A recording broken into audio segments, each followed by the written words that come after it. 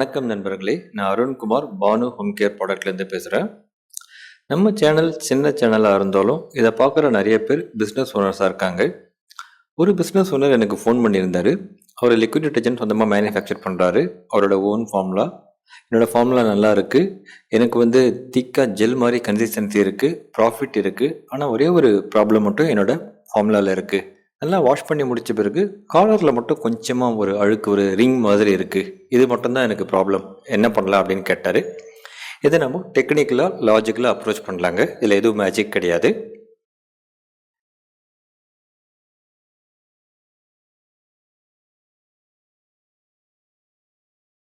அதாவது வாஷிங் முடித்த பிறகு காலரில் மட்டும் அழுக்கு இருக்குது, இல்லை ஹெவியாக எங்கே அழுக்கு இருந்ததோ அந்த இடத்துல மட்டும் கொஞ்சம் அழுக்கு இருக்குது அப்படின்னா அதுக்கு 2 காரணங்கள் இருக்கலாங்க. ஒன்று நம்ம பண்ணுற வாஷிங் மெத்தட் சரியில்லைன்னா இந்த மாதிரி இருக்கும். இல்லைன்னா நம்ம யூஸ் படுத்துகிற வாஷிங் லிக்விட் சரியில்லைன்னா இந்த மாதிரி ஆகிறதுக்கு சான்ஸ் இருக்குது. ரெண்டையுமே நம்ம டிஸ்கஸ் பண்ணலாங்க.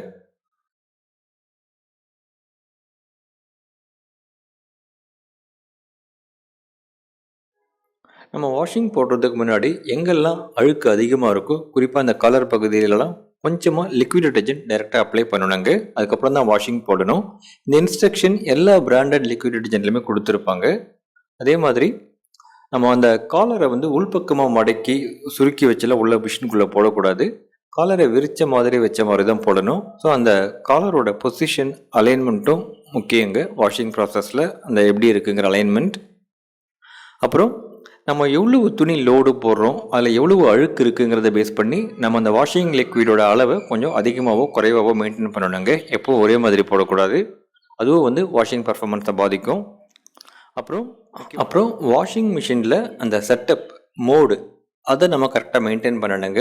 ஒவ்வொரு மிஷினில் ஒவ்வொரு மாதிரி இருக்கும். ஸோ நீங்கள் எந்த அளவுக்கு வாஷிங் டைம் செட் பண்ணுறீங்க, எவ்வளவு வாட்டர் லெவல் மெயின்டைன் பண்ணுறீங்க, எவ்வளவு ரின்சிங் டைம் செட் பண்ணுறீங்க, எத்தனை ரின்சிங் செட் பண்ணுறீங்க, எதை பேஸ் பண்ணியும் வாஷிங் ப்ராசஸ் இருக்குங்க.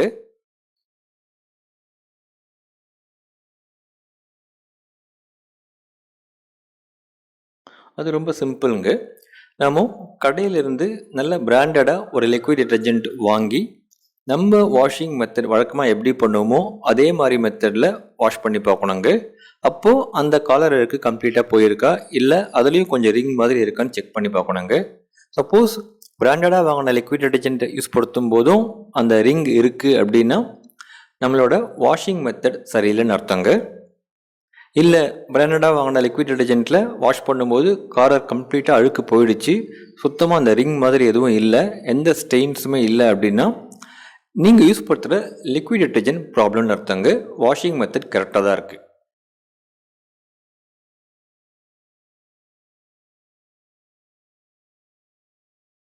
வாஷிங் லிக்விட் தான் ப்ராப்ளம்னா அதுலேயும் 2 வாய்ப்பு இருக்குங்க. என்ன ப்ராப்ளமாக இருக்கலாங்கிறதுக்கு.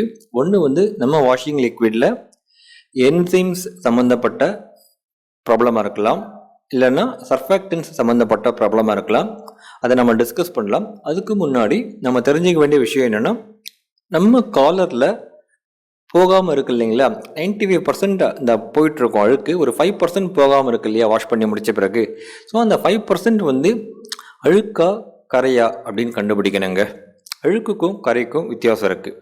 அழுக்குங்கிறது ஆயில் சம்மந்தப்பட்ட விஷயம். ஆயிலில் இந்த டஸ்ட் இல்லைனா டர்ட் டெபாசிட்டாக இருக்குது, அது துணியில் ஒட்டிக்கிட்டு இருக்குன்னு அர்த்தம். அழுக்கு ரிமூவ் பண்ணுறதுக்கு சர்ஃபாக்டன்ஸ் போதுமானது.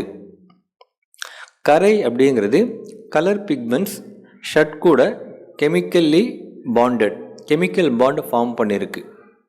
அந்த கலர் பிக்மெண்ட்ஸ், அதாவது அந்த ஸ்டெயின் எல்லாமே கலராக தான் இருக்கும். அந்த ஸ்டெயின்ஸை ரிமூவ் பண்ணுறதுக்கு சர்ஃபாக்டன்ஸ் போதாது.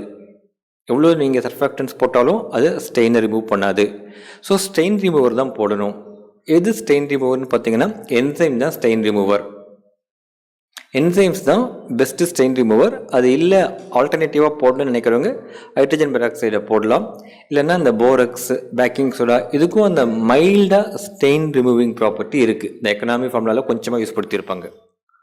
ஓகே, இப்போ இந்த பிரச்சனையை சரி பண்ணுறதுக்கு நாம் கண்டுபிடிக்க வேண்டிய விஷயம் என்னென்னா, நம்ம ஷர்ட்டில் இருக்கிறது, காலரில் இருக்கிறது அழுக்கா கரையான்னு கண்டுபிடிக்கணுங்க. அதை எப்படி கண்டுபிடிக்கலான்னா, வாஷிங் மிஷினில் வாஷ் பண்ண ஒரு ஷர்ட் எடுத்துப்போம். அதில் அந்த ரிங் இருக்கும், ஃபுல்லாக ரிங் இருக்கும்.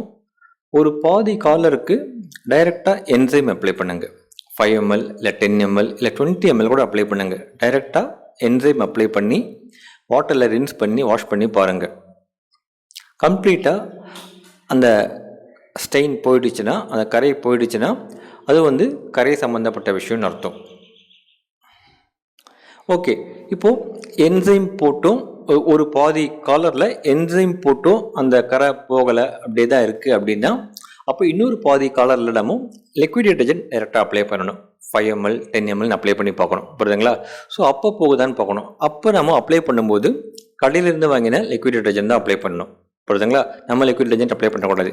கடையிலேருந்து வாங்கின லிக்விட் டிட்டர்ஜென்ட் அப்ளை பண்ணி அது போயிடுச்சுன்னா என்ன அர்த்தம்னா, நம்ம லிக்விட் டிட்டர்ஜென்ட்டில் சர்ஃபாக்டன்ஸ் சரியில்லைன்னு அர்த்தம்.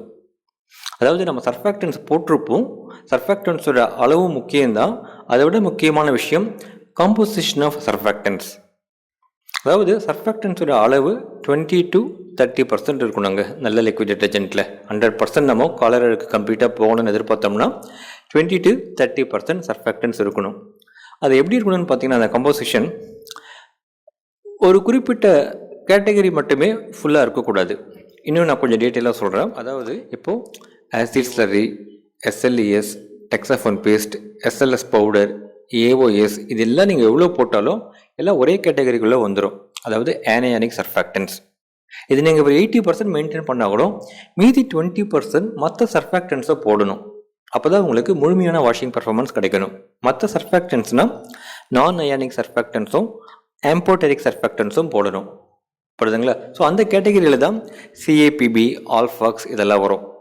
அதே மாதிரி கேட்டயானிக் சர்ஃபாக்டன்ஸ் பொதுவாக லிக்விட் டிட்டர்ஜென்ட்டில் பயன்படுத்த மாட்டாங்க. அதில் சில இஷ்யூஸ் இருக்குது.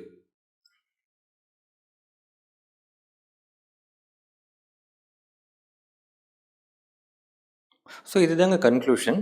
நம்ம வாஷிங் லிக்விட் போதுமான அளவுக்கு சர்ஃபாக்டன்ஸ் கம்போசிஷன் கரெக்டாக இருந்தால், போதுமான அளவுக்கு என்சைம்ஸ் இருந்ததுன்னா, நம்ம வாஷிங் மெத்தட் கரெக்டாக இருந்ததுன்னா நம்ம லிக்விட் டிட்டர்ஜென்ட் கம்ப்ளீட்டாக 100% காலரோட அழுக்கு ரிமூவ் பண்ணிவிடுங்க. அதில் எந்த டவுட்டும் கிடையாது. வணக்கம் நண்பர்களே, மீண்டும் ஒரு பதிவுடன் உங்களை சந்திக்கிறேன். உங்கள் கருத்துக்கள் மற்றும் ஆலோசனைகள் வரவேற்கப்படுகிறது.